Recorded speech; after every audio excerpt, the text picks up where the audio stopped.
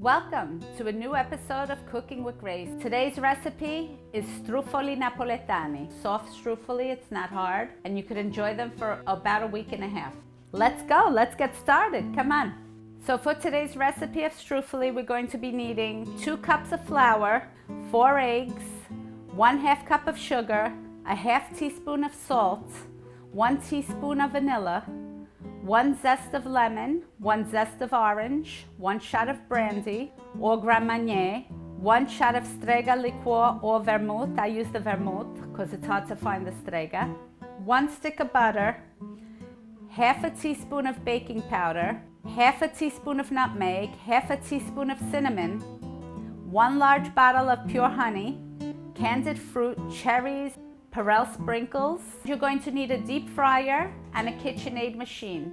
The first ingredient, we're going to add sugar. The 4 eggs, they have to be whipped before they go in, and I add them 1 at a time. Number 2 for now, and then we start our second egg. Now we're going to be adding on nutmeg, and it's just about 1/2 a teaspoon. And we're going to mix that into our egg mixture.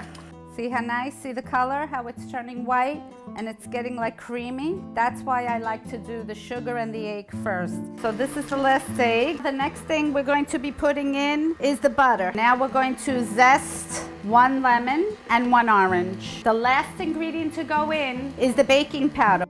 Now we're going to start to work on the dough a little. It should not be sticking to the granite or to my hands. You could actually feel it coming together. You could see all the orange zest in there and the lemon zest. We're going to refrigerate this for about an hour. I put the knife into the flour because sometimes on the inside the dough is still a little humid. Now we're going to cut the dough into 4 pieces, and Franca's going to come and help me. And we're going to flour up the middle of the pieces also. Just roll it, make it little. Very small. You have to cut and them now very small.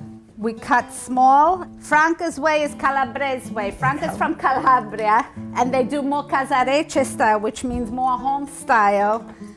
Me, I was taught Neapolitan way. This is done in a faster way. The oil is at 375. I'm going to be taking some and we're going to fry some up. Put our honey into the frying pan. We're going to put it on a simmer.